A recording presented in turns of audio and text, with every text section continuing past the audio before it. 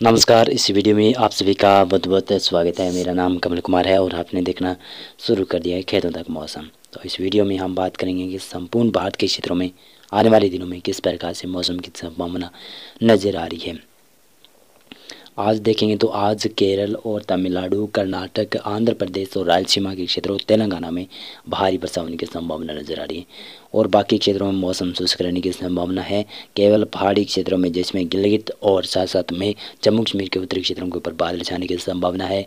पंजाब और हरियाणा के भी पश्चिमी क्षेत्र और राजस्थान के भी पश्चिमी क्षेत्रों के ऊपर हल्के हल्के बादल दिखाई दे सकते हैं। लेकिन मैं बता दूं कि यहाँ पर पश्चिमी विक्षोभ भी आने की संभावना है, जो कि उत्तर भारत के ऊपर पश्चिमी विक्षोभ 9 नवंबर से लेकर 10-11 नवंबर तक बरसात की संभावनाएं नज़र आ रही है और वो भी पश्चिमी विक्षोभ भी आएगा। और आप देख सकते हैं कि किस प्रकार से मौसम बदलता हुआ नजर आ रहा है। 8 नवंबर को देखें तो 8 नवंबर को पश्चिमी विक्षोभ का असर शुरू हो जाएगा, लेकिन दक्षिणी भारत में केरल और तमिलनाडु और कर्नाटक के साथ साथ में तेलंगाना, आंध्र प्रदेश, रायलसीमा में भारी वर्षा होने की संभावना रहेगी। उड़ीसा, छत्तीसगढ़, बिहार और झारखंड, पश्चिमी बंगाल और पूर्वोत्तर भारत के क्षेत्रों में और उत्तर प्रदेश में मौसम शुष्क रहने की संभावना नजर आ रही है। मध्य प्रदेश में मौसम शुष्क रहेगा। गुजरात के ऊपर धीरे धीरे बादलों का निर्माण दिखाई देगा, लेकिन गुजरात के ऊपर बरसात की संभावना नहीं है। और उत्तर भारत के पहाड़ी क्षेत्रों में जिसमें गिलगित, लद्दाख और जम्मू कश्मीर और हिमाचल प्रदेश के ऊपर बरसात और स्नोफॉल की गतिविधियां देखी जाएगी। पंजाब के और पश्चिमी राजस्थान के क्षेत्रों में बादलों का निर्माण देखा जाएगा, लेकिन बरसात की संभावना बहुत कम है। हल्की बूंदाबांदी हो सकती है और कहीं कहीं पर मेघ गर्जना के साथ में तेज वर्षा की संभावना 9 नवंबर को लगाई जा सकती है।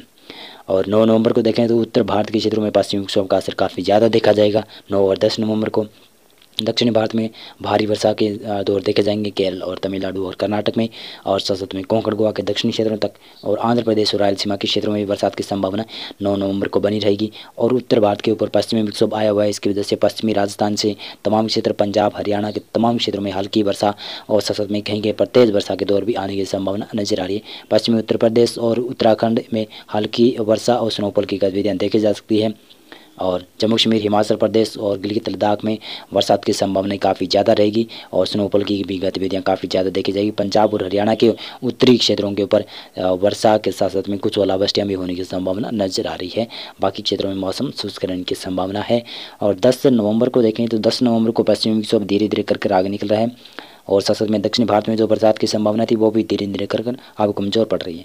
लेकिन फिर भी मैं बता दूं कि यहाँ पर बरसात की संभावना दक्षिणी भारत में केरल और तमिलनाडु और कर्नाटक के पश्चिमी क्षेत्रों में ज़्यादा रहेगी। यहाँ पर बरसात की संभावना काफ़ी ज़्यादा रहेगी।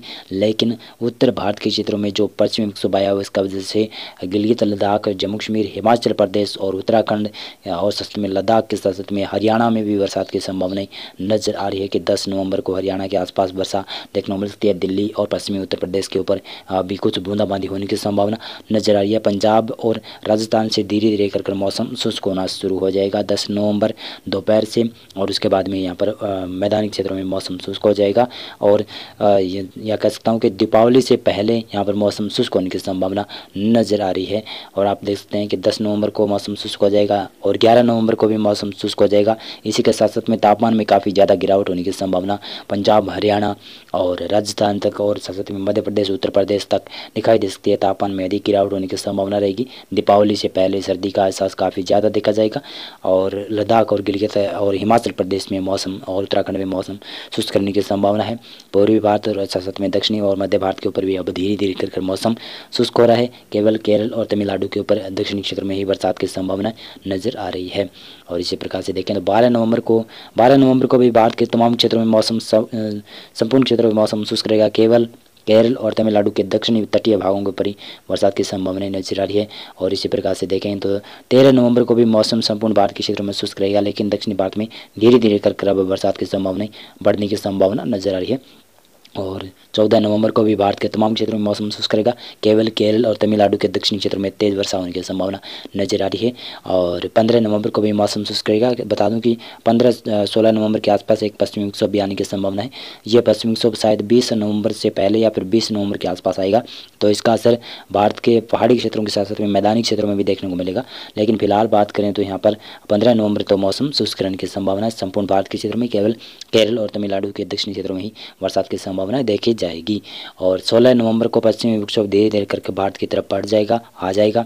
इसका असर गिलगित और लद्दाख और साथ में हिमाचल प्रदेश, उत्तराखंड के साथ साथ में पंजाब और हरियाणा में दिखाई देगा, और कुछ राजस्थान के क्षेत्रों में भी इसका असर होने की संभावना नज़र आ रही है कि 16 नवंबर के बाद में दिखाई दे सकता है। यानी पश्चिमी विक्षोभ 20 से पहले आने की संभावना काफ़ी ज़्यादा नज़र आ रही है।